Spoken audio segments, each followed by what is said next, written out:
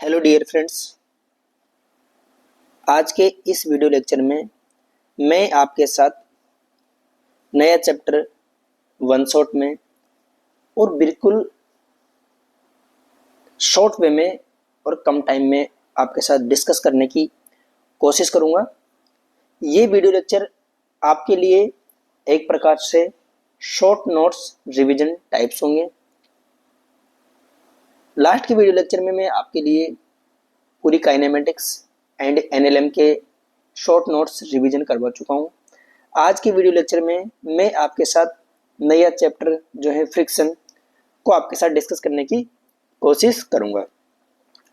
Friction एक important chapter है। यहाँ से बारी बारी क्वेश्चन पूछे जाते हैं एंड ये एक हेल्पिंग चैप्टर भी है, या फिर कह सकते हैं कि फ्रिक्शन वाले चैप्टर से एग्जाम के अंदर क्वेश्चन पूछे जाते हैं जो दूसरे चैप्टर में भी यूज होते हैं। ठीक है, तो आइए चलते हैं, चैप्टर को स्टार्ट करते हैं। फ्रिक्शन, देखो सबसे पहले बात करते हैं कि फ्रिक्शन क्या होता है और कैसे लगता है, कैसे नहीं लगता, किस टाइप से लगता है, उसके बारे में बात कर लेते हैं। ये एक रिवीजन चैप्टर है। ठीक है, तो friction is a contact force that oppose the relative motion और tendency of relative motion of two bodies. मतलब दो बॉडीज मान के चलता हूँ, ऊपर वाली बॉडी ये वाली है एंड नीचे वाली बॉडी को एक दूसरी बॉडी है ले लेता हूँ मैं। यदि ये इधर जा रही है और ये भी इधर ही जा रही है तो दोनों के बीच में रिलेटिव मोशन का अपोज करता है फ्रिक्शन। ठीक है, ठीक है, समझने की बात। और एक कांटेक्ट बोले तो इन दोनों के कांटेक्ट पॉइंट पर ही फ्रिक्शन लगेगा जब तक इन दोनों के बीच में कांटेक्ट है। ठीक है, ये तो थी फ्रिक्शन की डेफिनेशन। अब बात करना चाहिए एक बात और, friction always act parallel to the contact surface. It tries to keep both contact surface together. मतलब ऐसा कहना चाह रहा हूं मैं, यदि मैं इस वाली बात से बताना चाहूं तो फ्रिक्शन सरफेस इन दोनों सरफेस की कॉन्टेक्ट सरफेस पे ही लगेगा एंड फ्रिक्शन फोर्स क्या करता है, रिलेटिव मोशन का अपोज करता है। इसका मतलब क्या हुआ कि दोनों सरफेसेस को ये एक साथ ले जाने की कोशिश करेगा, या फिर दोनों सरफेसेस को एक साथ ही मूव करेगा। इन दोनों के बीच के रिलेटिव मोशन को क्या करेगा, ये अपोज करने की कोशिश करता है। ठीक है, दूसरी बात, friction force always depends upon normal reaction. दोनों सरफेसेस के बीच में लगने वाली जो नॉर्मल रिएक्शन होगी उसके ऊपर डिपेंड करेगा फ्रिक्शन फोर्स। ठीक है, तो बात करते हैं कैसे डिपेंड करेगा, कैसे डिपेंड नहीं करेगा, इसके बारे में मैं आगे डिस्कस करूंगा। ठीक है, चलते हैं आगे। फ्रिक्शन, अब देखो एक बार सपोज करता हूं कोई ब्लॉक यहाँ पर रखा हुआ है ऐसे कैसे, इस पर लगने वाला फ्रिक्शन की बात करना चाहे, मैंने इस पर एक्सटर्नल फोर्स मान के चलता हूँ, इस वाले डायरेक्शन में लगाया, एक्सटर्नल फोर्स लगाया तो बॉडी इधर मूव करेगी या फिर इधर बॉडी वेलोसिटी गेन करेगी। ठीक है, तो क्या करेगा, और इस पर नॉर्मल, इसका वेट नॉर्मल लगेगा, इस बॉडी पर लगेगा ऊपर की तरफ एन एंड ग्राउंड पर लगेगा एन नीचे की तरफ, जो इसके वेट mg के बराबर रहेगा, जैसे कि यहाँ पर शो किया गया है। तो फ्रिक्शन की क्या बात की है, फ्रिक्शन रिलेटिव वेलोसिटी को अपोज करेगा, तो इस ब्लॉक पर फ्रिक्शन लगेगा पीछे की तरफ एंड जो सरफेस रहेगी, सरफेस पर लगेगा फ्रिक्शन आगे की तरफ, जैसे कि यहाँ पर शो किया गया है, friction on blocks and friction on surface. Friction block पर बैकवर्ड डायरेक्शन में लगेगा एंड इस पर सरफेस है उस पर फॉरवर्ड डायरेक्शन में फ्रिक्शन लगेगा। ठीक है, अब फ्रिक्शन क्या होता है क्या नहीं होता है इसके बारे में बात करना चाहें, कितना फ्रिक्शन फोर्स लगेगा कितना नहीं लगेगा इसके बारे में आगे बात करते हैं। तो देखिए एक बार, मैं यहाँ पर डिटेल में बात नहीं कर रहा, ये एक शॉर्ट नोट्स टाइप रिवीजन फॉर्मूले टाइप सीरीज है। देखो एक बार, कितना फ्रिक्शन फोर्स लगेगा, F max is equal to mu S into N के बराबर होता है, या फिर कह सकता हूँ मैं फ्रिक्शन फोर्स लगने वाला friction force is equal to mu into N के बराबर होता है इन दोनों के बीच में, जहां पर म्यू क्या है, म्यू फ्रिक्शन कोएफिशिएंट है एंड एन क्या है, सरफेसेस के बीच में लगने वाला नॉर्मल रिएक्शन है, जैसा कि मैंने यहाँ पे बताया था आपके लिए। ठीक है, म्यू के बारे में बात करना चाहूँ, म्यू कोएफिशिएंट ऑफ फ्रिक्शन बोलते हैं which is depends on nature of contact surface. दोनों सरफेस जिस सरफेस के साथ कॉन्टेक्ट में है आपस में, उसके ऊपर डिपेंड करेगा फ्रिक्शन फोर्स। ठीक है, अलग अलग सरफेसेस के लिए अलग अलग रहेगा, स्मूथ के लिए इसकी वैल्यू कम रहेगी एंड रफ के लिए इसकी वैल्यू ज्यादा रहेगी। ठीक है, अब बात करता हूं मैं फ्रिक्शन कितने टाइप्स के फ्रिक्शन होते हैं। फ्रिक्शन तीन टाइप के होते हैं। फर्स्ट बात करता हूँ लिमिटिंग फ्रिक्शन, सेकंड बात करता हूँ मैं स्टैटिक फ्रिक्शन, थर्ड बात करता हूँ मैं काइनेटिक फ्रिक्शन, और फोर्थ बात करता हूँ मैं रोलिंग फ्रिक्शन। एक्चुअली में देखा जाए तो फ्रिक्शन फोर्स दो टाइप के होते हैं। फर्स्ट होता है स्टैटिक फ्रिक्शन एंड एक होता है काइनेटिक फ्रिक्शन। अब स्टैटिक फ्रिक्शन दो टाइप के होते हैं। फर्स्ट में लिमिटिंग की बात करता हूँ, मैक्सिमम स्टैटिक फ्रिक्शन, एक होता है नॉर्मल स्टैटिक फ्रिक्शन। दूसरी काइनेटिक की बात करना चाहूँ मैं, एक तो काइनेटिक फ्रिक्शन जब बॉडी लीनियर मोशन कर रही होगी, एक होता है रोलिंग फ्रिक्शन जब बॉडी रोल कर रही होगी या फिर किसी भी सरफेस पर रोलिंग मोशन कर रही होगी, उस वाले टाइप्स की बात कर रहा हूँ मैं, ठीक है। अब बात करता हूँ लिमिटिंग फ्रिक्शन या फिर स्टैटिक फ्रिक्शन वगैरह की बात कर लेते हैं, क्या होते हैं क्या नहीं होते हैं। देखो एक बार इधर लिमिटिंग फ्रिक्शन की बात करना चाहूँ तो लिमिटिंग का मतलब होता है maximum friction act between contact surfaces. तो लिमिटिंग फ्रिक्शन एफ मैक्स के बारे में बात करना चाहिए अपन, तो F max is equal to mu S into normal, इतना फ्रिक्शन लग सकता है उस सरफेस पर। अब फ्रिक्शन क्या होता है, एक सेल्फ एडजस्ट नेचर का होता है, इसके बारे में अभी बताएंगे कैसे एडजस्ट करता है कैसे एडजस्ट नहीं करता है, ठीक है। तो इतना लिमिटिंग फ्रिक्शन, इसी को बोलते हैं मैक्सिमम फ्रिक्शन बोलते हैं। स्टैटिक फ्रिक्शन के बारे में बात करूंगा, स्टैटिक फ्रिक्शन जनरली होता है कितना, म्यू इंटू एन, रिक्वायरमेंट के हिसाब से। काइनेटिक फ्रिक्शन होता है F K is equal to mu K into S के बराबर। एंड रोलिंग फ्रिक्शन के बारे में भी बात करेंगे अपन। यहाँ पर म्यू के क्या है, काइनेटिक फ्रिक्शन कोएफिशिएंट है। इन सारी चीजों के बारे में भी थोड़ी देर में बात करने वाले हैं, ठीक है। अब बात करते हैं क्या क्या प्रॉपर्टी नहीं इन चीजों की। देखो जो लिमिटिंग फ्रिक्शन की बात करना चाहूँ, limiting friction, this friction acts when a body is about to move. मतलब ये लिमिटिंग फ्रिक्शन कब लगेगा, देखो एक बार मैं आपसे सीधी सी बात करना चाह रहा हूँ। सपोज करते हैं दो बॉडी कांटेक्ट में है, जैसे कि एक कांटेक्ट सरफेस में मान के चलता हूँ इसे, मैं इस पर फोर्स लगा रहा हूँ, जनरली अपन देखते भी है, तो ये मूव नहीं करेगी, इसकी वेलोसिटी कितनी है, 0। तो इस पर फ्रिक्शन तो लगेगा, पर कौन सा, स्टैटिक फ्रिक्शन लगेगा, जैसे कि यहाँ पर ये वाला फ्रिक्शन एक्ट करेगा। अब जैसे फोर्स की वैल्यू को बढ़ाऊंगा तो ये बॉडी मूव करने की कोशिश करेगी, या फिर ये ऐसा कर सकता हूं मैं जस्ट टू मूव, ये अबाउट टू मूव। तो उस वाले केस में जो फ्रिक्शन लगेगा, स्टैटिक फ्रिक्शन की वैल्यू बढ़ती जाएगी, तो उस वाले केस में जो फ्रिक्शन लगेगा वो लगेगा मैक्सिमम फ्रिक्शन या फिर लिमिटिंग फ्रिक्शन, जो कितना होता है, F limiting is equal to mu S into N. यहाँ पर म्यू एस क्या होता है, कोएफिशिएंट ऑफ स्टैटिक फ्रिक्शन होता है, ठीक है। अब बात करना चाहता हूँ अगली लाइंस के बारे में बात करना चाहूँ, when there is a no relative motion between the contact surface, frictional force is called static friction force, ठीक है। जब दो सरफेसेस के बीच में कोई भी रिलेटिव मोशन नहीं हो रही है बट टेंड्स टू मूव कर रही है, उनके बीच में रिलेटिव मोशन की होने की संभावना है, तो उन दोनों बॉडीज के बीच में लगने वाला जो फ्रिक्शन होता है उसी को अपन क्या बोलते हैं, उसी को स्टैटिक फ्रिक्शन बोलते हैं, ठीक है। स्टैटिक फ्रिक्शन के अंदर सबसे इंपॉर्टेंट बात यह है, it is a self adjusting force, अपने आप को सेल्फ एडजस्ट करता है। सेल्फ एडजस्ट का मतलब क्या होता है, it adjust its value according to the requirement, जैसे जैसी रिक्वायरमेंट होगी वैसे वैसे अपने आप क्या करेगा, ये क्या एडजस्ट कर लेगा। अब इसके बारे में बात करना चाहता हूँ मैं आपके लिए। देखो सपोज करो ये कोई बॉडी है जिसका मास ले लेते हैं, कुछ भी मान के चलता हूँ एम इसका मास है, and static friction coefficient mu S दे रखा है। तो एफ मैक्स कितना होगा, यहाँ पर इन पर लगने वाला लिमिटिंग म्यू इंटू एन होगा, सीधी सी बात है। अब देखो एक बार, जब मैं एक्सटर्नल फोर्स की वैल्यू जीरो करता हूँ तो इस पर लगने वाला फ्रिक्शन कितना होता है, 0 होता है। जैसे मैं एफ को इंक्रीज करूंगा तो फ्रिक्शन आएगा F is equal to static friction mu S into N, ठीक है। म्यू एस नहीं, फ्रिक्शन फोर्स आ जाएगा यहाँ पर, ठीक है। अब जैसे जैसे फोर्स को बढ़ाऊंगा फ्रिक्शन की वैल्यू बढ़ेगी, और बॉडी क्या थी, there is no relative motion. फिर और बढ़ाएंगे फोर्स को, और बढ़ाएंगे, फिर ये फ्रिक्शन क्या करेगा, अपने आप को एडजस्ट कर रहा है, किसके अनुसार, जैसे जैसे रिक्वायरमेंट है। फिर एक फोर्स की वैल्यू ऐसी आएगी जब ये मैक्सिमम लिमिटिंग के बराबर हो जाएगी और बॉडी क्या करने लग जाएगी, मूव करने लग जाएगी। यही स्टैटिक फ्रिक्शन होता है जो अपने आप को सेल्फ एडजस्ट करता है, ठीक है। ये इंपॉर्टेंट है, इस बात को विशेष तौर पर ध्यान रखें। सारी चीजें आपको मेरे फुल वीडियो लेक्चर में मिल जाएगी। यदि आपको दोस्तों ये नोट्स भी चाहिए तो तो एक बार कमेंट करके बोले, अपने व्हाट्सएप नंबर दीजिए, मैं वहाँ पे सारे नोट्स भी शेयर कर दूंगा, ठीक है।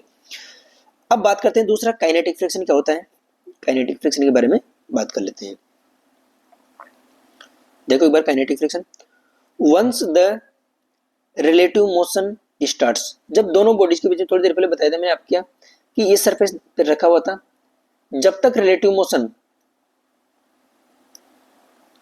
v relative is equal to 0 था तो स्टैटिक फ्रिक्शन लग रहा था यहाँ पर, ठीक है। जैसे ही रिलेटिव मोशन स्टार्ट होती है फिर इस पे कौन सा फ्रिक्शन लग जाएगा, फ्रिक्शन लग जाएगा काइनेटिक फ्रिक्शन की बात करना चाहूंगा। तो देखो एक बार, once the relative motion starts between the surface in contact the frictional force is called as kinetic frictional force. तो दोनों बॉडीज के बीच में लगने वाला फ्रिक्शन फोर्स कौन सा रहेगा, वो रहेगा काइनेटिक फ्रिक्शन फोर्स, ठीक है।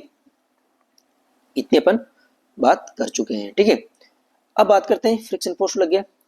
अब दूसरी वाली बात करना चाहें, called kinetic friction force. Kinetic friction force simply अपन बात करना चाहें, F K is equal to mu K into N.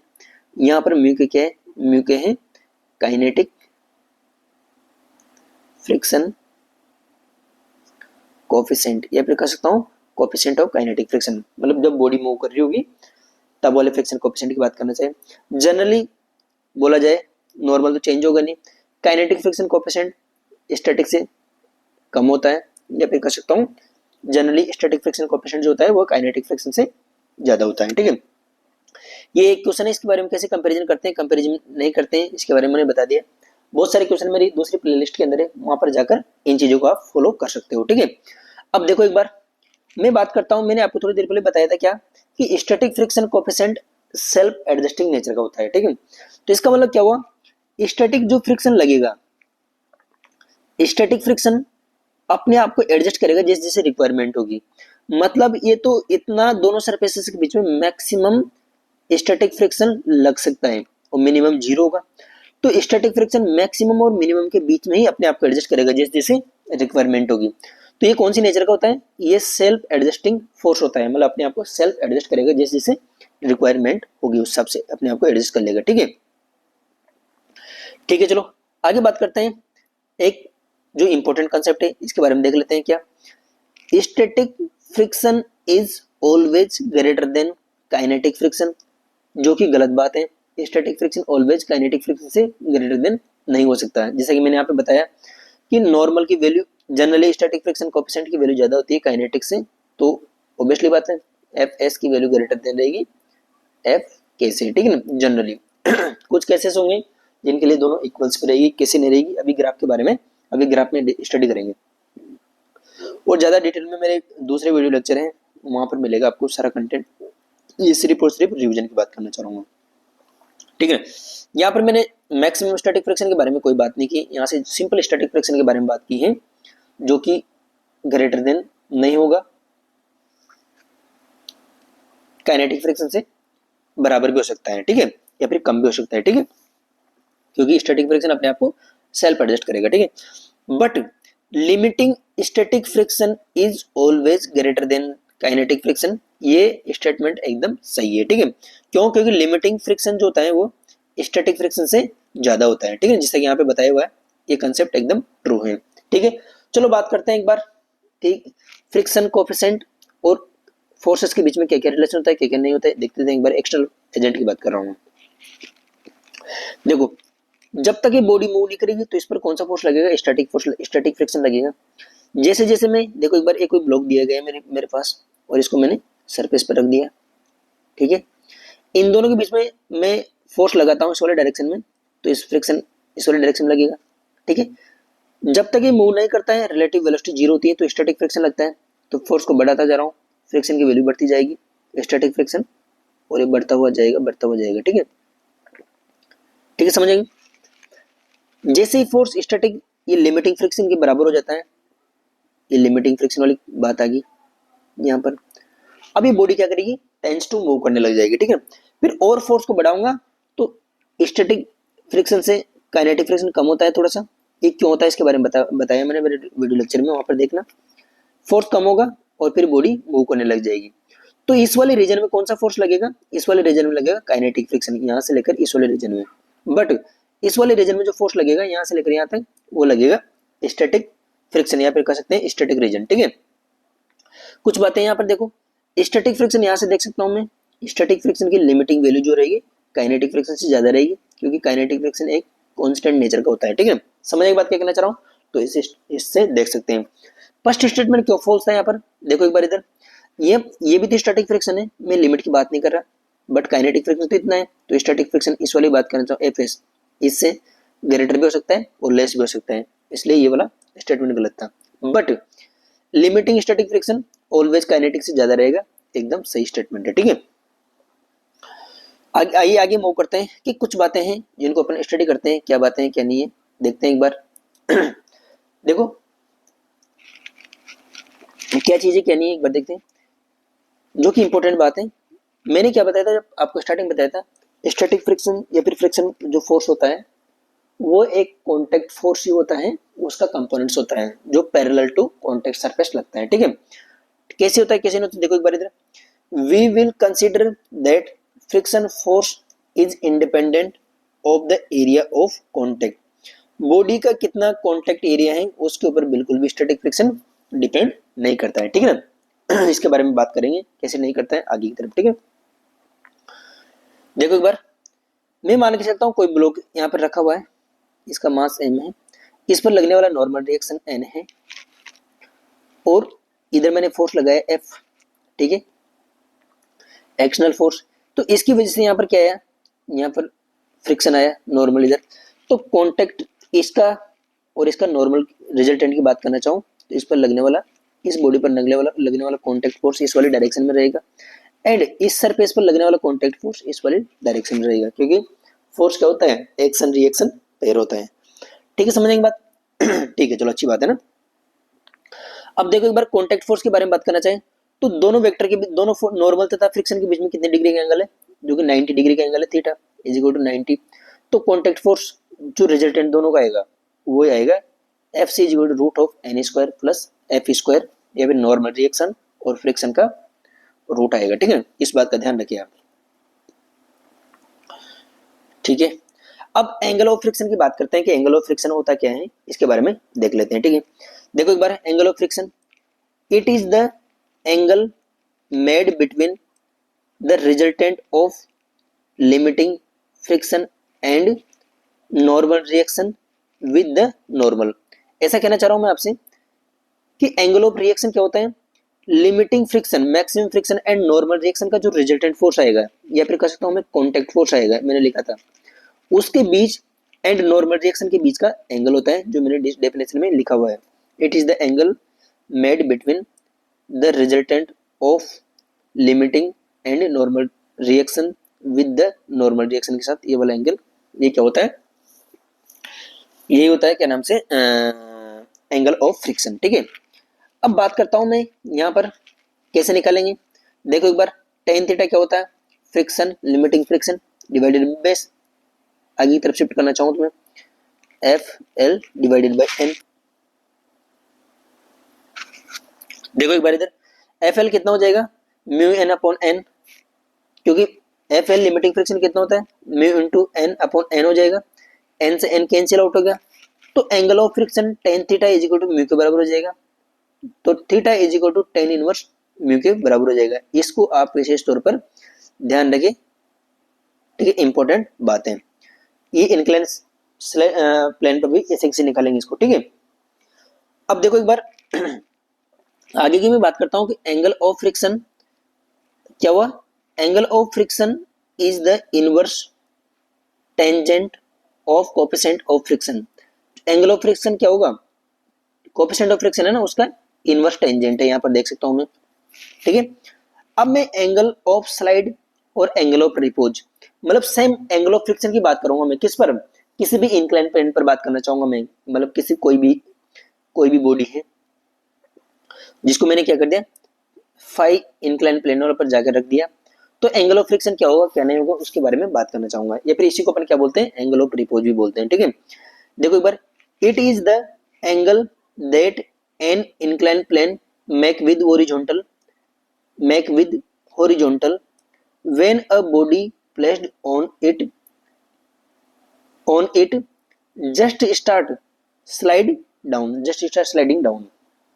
ठीक है, मैं सीधी सी बात ऐसा कहना चाह रहा हूँ यहाँ पर कि किसी भी बॉडी को मैंने क्या किया, इस इंक्लाइन प्लेन पर रख दिया।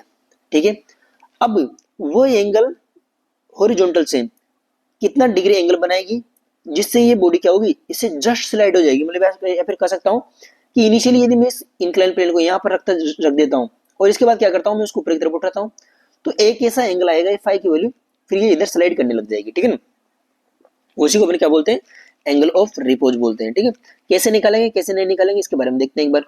देखो, ये ब्लॉक जैसे यहाँ पर रखा होगा, इस वाले पॉइंट पर मैंने ब्लॉक को रख दिया, तो इस ब्लॉक पर कौन कौन से फोर्स लग रहे होंगे। देखो, एम जी का एक कंपोनेंट वाले डायरेक्शन में आएगा एम जी साइन थीटा, एक वर्टिकल कंपोनेंट आएगा एम जी कोस थीटा। ये वाला एंगल तो आप एनएलएम में पढ़ी चुके हैं सारी चीजें। तो इस बॉडी पर एक फ्रिक्शन फोर्स लगेगा इस वाले डायरेक्शन में, क्योंकि बॉडी टेंड्स टू इस वाले डायरेक्शन में मूव करने की कोशिश करेगी। जो कितना होता है फ्रिक्शन, म्यू इंटू एन के बराबर होता है। एन किसके बराबर है, एम जी कोस फाई के बराबर है। तो यहाँ पे रखा, बॉडी जस्ट टू स्लाइड की बात करना चाहिए, तो बॉडी स्लाइड होने के लिए क्या होना चाहिए, बॉडी स्लाइड होने के लिए इस डाउनवर्ड डायरेक्शन में लगने वाला force F down greater than होना चाहिए या फिर इक्वल टू होना चाहिए किसके बराबर, एफ बैकवर्ड डायरेक्शन में या फिर अपवर्ड डायरेक्शन में लगने वाले फोर्स है। ठीक है, एफ यू से एफ वी से। ठीक है, देखो एक बार, डाउनवर्ड डायरेक्शन में कौन सा फोर्स लगेगा, एम जी साइन फाइव, ये वाला। अपवर्ड डायरेक्शन में फ्रिक्शन लगेगा, तो स्लाइडिंग के लिए ये वाली कंडीशन रहेगी, M G sine five should be greater than equal to mu M G cos five के बराबर होना चाहिए। एम जी से एम जी कैंसिल आउट हो गया, साइन फाइव ग्रेटर देन और equal to mu cos five. ठीक है, देखो एक बार, इस कोस को इधर लेके आए तो tan five should be greater than equal to mu से ग्रेटर देन होना चाहिए स्लाइडिंग के लिए। तो five is equal to five greater than tan inverse mu के बराबर होना चाहिए। ठीक है, जस्ट स्लाइड की बात करना चाहूँ मैं इस वाले एंगल पर आकर स्लाइड होने लग जाएगा, तो लिमिटिंग की बात करना चाहे तो लिमिटिंग वाले केस में कितना हो जाएगा, टेन थीटा या फिर एंगल ऑफ रिपोज, ये वाली चीज इसको इधर लेके आओ, यहाँ से कितना हो गया, tan five should be greater than equal to mu. Mu किसके बराबर होता है, उस थीटा के बराबर हो जाएगा टेन थीटा। तो यहाँ से five is equal to theta हो जाएगा, और जो फाइव की वैल्यू कितनी आएगी, ये फाइव की वैल्यू यहाँ से निकल के आ जाएगी जो थोड़ी देर पहले अपन ने बात की थी, टेन इनवर्स म्यू। तो मैं क्या कर सकता हूँ यहाँ से, एंगल ऑफ रिपोज, इस फाइव को अपन क्या बोलते हैं, एंगल ऑफ रिपोज बोलते हैं। तो angle of friction is equal to angle of sliding, जब बॉडी जस्ट सो स्लाइड हो जाएगी। ठीक है, अब आगे बात करना चाहें किस फ्रिक्शन फोर्स जो यहां पर लगा, या फिर कह सकता हूं मैं, देखो एक बार इधर, मैं इस बॉडी पर कितना फोर्स लगाऊं ताकि बॉडी स्लाइड करने वाली, या फिर रेंज ऑफ एक्सटर्नल फोर्स कितना होना चाहिए ताकि बॉडी मूव करने लग जाए। ठीक है, slide on the incline plane. तो देखो एक बार इधर, range of external force on a body not to slide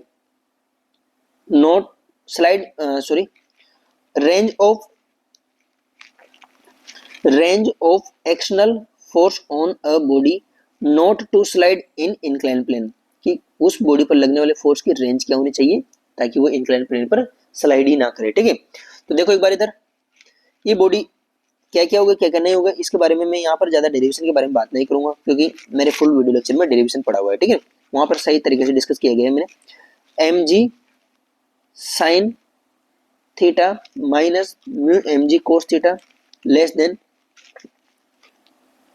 इस एफ की मिनिमम वैल्यू, एफ की वैल्यू मिनिमम इतनी हो सकती है एंड मैक्सिमम कितनी हो सकती है, M G sine theta plus mu M G cos theta. इस बात को आप ध्यान रखें कि बॉडी स्लाइड नहीं करेगी तो इसके बीच में फोर्स की वैल्यू होनी चाहिए, जब बॉडी स्लाइड नहीं करेगी। ये इंपॉर्टेंट कंसेप्ट है, आपको इसको अच्छी तरह से पता होना चाहिए। ठीक है, आज की स्लाइड को यहाँ ऑफ करते हैं, नेक्स्ट स्लाइड में डिस्कस करते हैं कि रेस्ट कंसेप्ट क्या है क्या नहीं है, इसके बारे में स्टडी करते हैं।